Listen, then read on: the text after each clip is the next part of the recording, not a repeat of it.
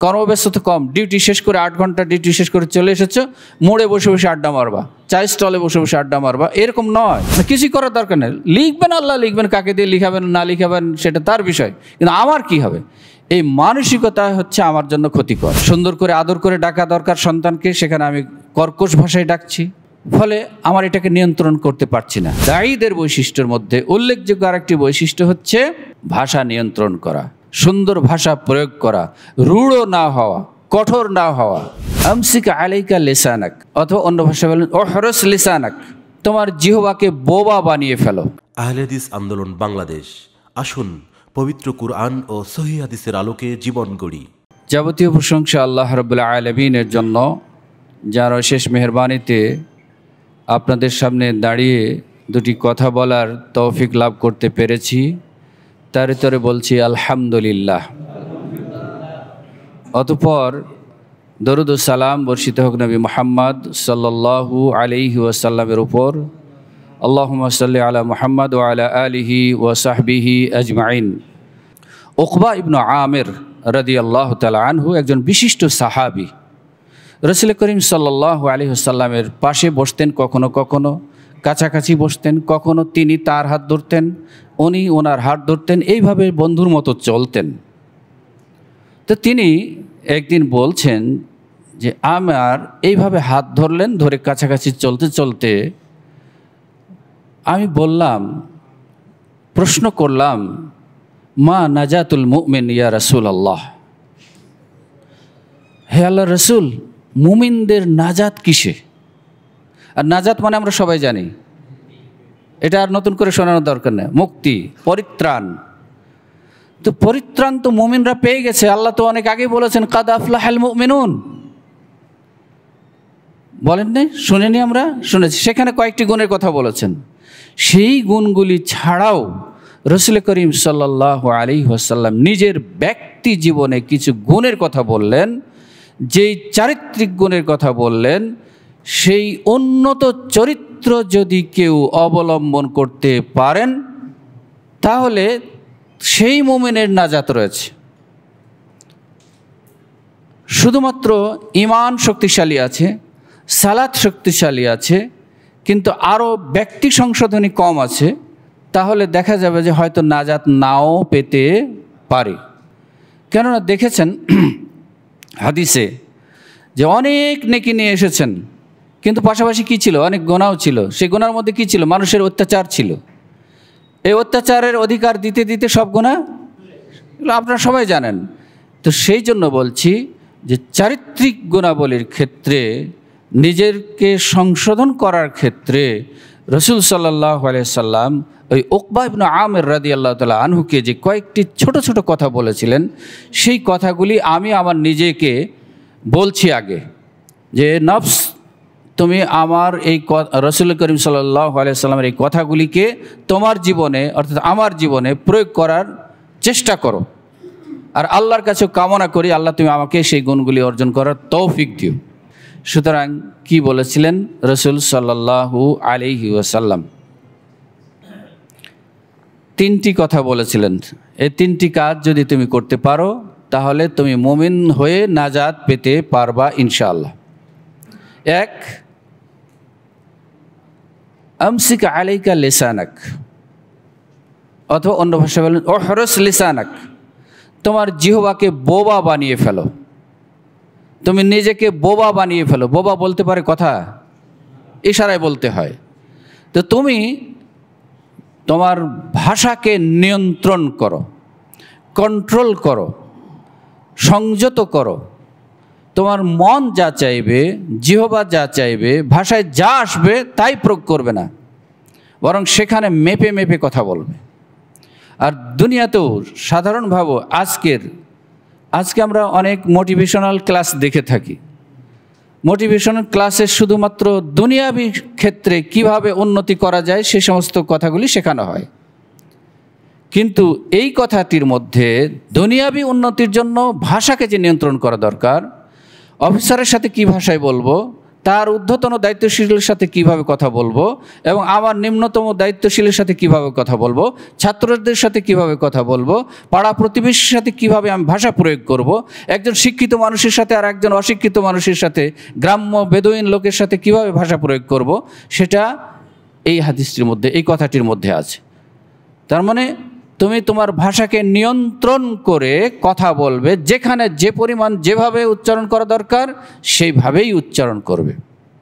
আর দায়ীদের বৈশিষ্ট্যের মধ্যে উল্লেখযোগ্য আরেকটি বৈশিষ্ট্য হচ্ছে ভাষা নিয়ন্ত্রণ করা, সুন্দর ভাষা প্রয়োগ করা, রূঢ় না হওয়া, কঠোর না হওয়া,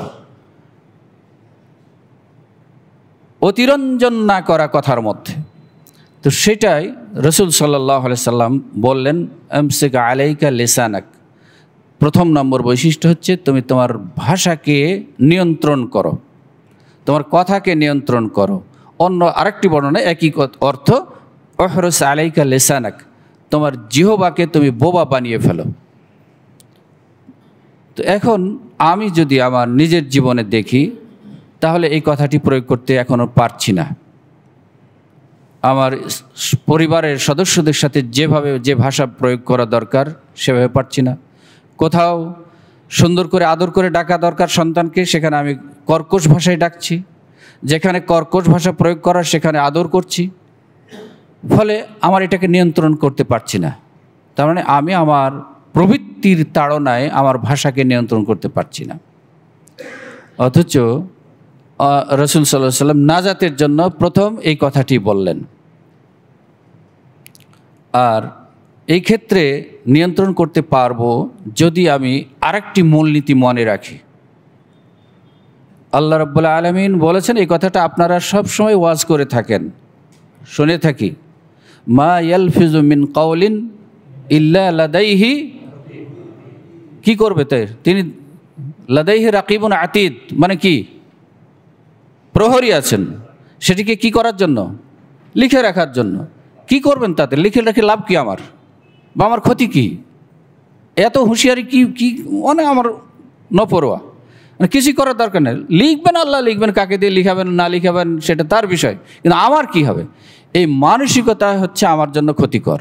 যদিও এই মানসিকতাটাকে আমি উল্টাভাবে চিন্তা করি, ওয়ালাইকুম আসসালাম, উল্টাভাবে চিন্তা করি যে এটা লিখে রাখছেন মানে হচ্ছে এমন একদিন আসবে, দুর্বিষহ কঠিন দিন আসবে, যেই দিন আমার প্রত্যেকটি হারাকাত, প্রত্যেকটি নড়াচড়া, প্রত্যেকটি কথার টোন, প্রত্যেকটি ভাষার ভাব আমার কাছে পেশ করা হবে এবং এর হয় বিনিময় ভালো দেওয়া হবে, না হয় মন্দ দেওয়া হবে।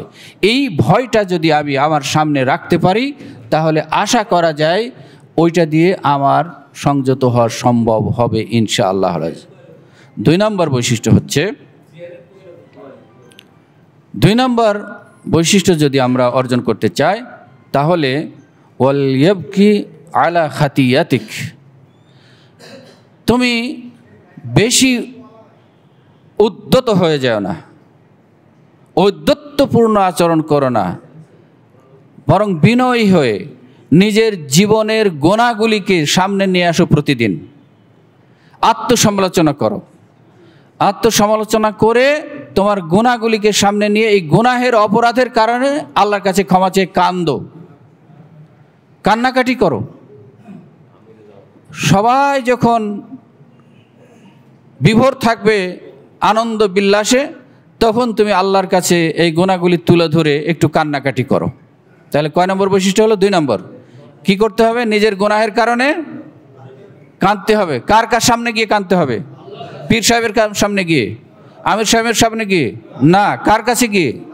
নিভৃতে, যখন কেউ দেখবেন না, শুধু আল্লাহ রাব্বুল আলামিন দেখবেন, তখনই আমি তার সামনে গিয়ে কান্নাকাটি করব যে আল্লাহ, আমি জীবনে এই এই গুনাহ করেছি। আর যখন আমি নিজের চক্ষু বন্ধ করে অতীতের দিকে তাকাবো, সকাল থেকে সন্ধ্যা পর্যন্ত এইদিকে তাকাবো, তখন অবশ্যই দেখতে পাবো যে আমি কি কি অপরাধ করেছি, কি কি অপরাধ করেছি, এটা আমি সব দেখতে পাবো। সুতরাং এই অপরাধগুলিকে, সেই অপরাধগুলিকে সামনে নিয়ে আমি এই অপরাধের জন্য আল্লাহর কাছে ক্ষমা চাইব। আর যদি কোনো মানবীয় অপরাধ হয়ে থাকে, মানুষের সাথে অপরাধ করে থাকি, তাহলে সেই মানুষের কাছে গিয়ে অপরাধগুলি ক্ষমা প্রার্থনা করব। তাহলে 2 নম্বর বৈশিষ্ট্য পেলাম। নাজাত পেতে হলে 2 নম্বর বৈশিষ্ট্য পেলাম। 3 নম্বর হচ্ছে ওয়ালিয়াসআ বাইতাক। তুমি সময় পেয়েছো অনেক, কর্মব্যস্ততা কম, ডিউটি শেষ করে 8 ঘন্টা ডিউটি শেষ করে চলে এসেছো, মোড়ে বসে বসে আড্ডা মারবা, চায়ের স্টলে বসে বসে আড্ডা মারবা, এরকম নয়। বরং তোমার পরিবারের সামনে, তোমার পরিবারের কাছে তোমার হক আছে, তাদের কাছে একটু সময় দিবা। ওয়ালিয়াসআ বাইতাক, তোমার বাড়িকে প্রশস্ত করে। তার মানে এ নয় যে বাড়ি বিশাল অট্টালিকা বানাতে হবে। বাড়ি আমার কুটির ঘর যাই হোক না কেন, সেখানে পরিবারের সদস্যদের সাথে বেশি বেশি সময় দিতে হবে। তাহলে লাভ কী হচ্ছে? সারাদিন সকাল থেকে সন্ধ্যা পর্যন্ত ডিউটি করে এসেছি, ছোট বাচ্চাটা যখনই দেখবেন বাড়িতে ঢুকবেন সে বাবা বাবা করে দৌড়ে আসবে। এই যে আপনার আদরের ভালোবাসার পরশটা সে পাবে, সেটা কিন্তু তার জন্য অনেক উপকার হবে। আপনার পরিবারে বসে বসে সাংসারিক কাজ করবেন এবং পাশাপাশি বেশি বেশি লেখাপড়া করার সুযোগ পাবেন, কিন্তু বাইরে ঘুরে ফিরে সময় লস হবে, জীবনের কোনো উন্নতিও আসবে না। আর রাসূল সাল্লাল্লাহু আলাইহি ওয়াসাল্লাম যে নাজাতের জন্য 3টি পয়েন্ট বললেন, সেগুলি আমরা পাবো না। আল্লাহ রাব্বুল আলামিন আমাদের সবাইকে এই 3টি গুণ অর্জন করার তৌফিক এনায়েত করুন। ওয়া আখিরি দাওয়ানা আনিল হামদুলিল্লাহি রাব্বিল আলামিন। আসসালামু আলাইকুম ওয়া রাহমাতুল্লাহি ওয়া বারাকাতুহু।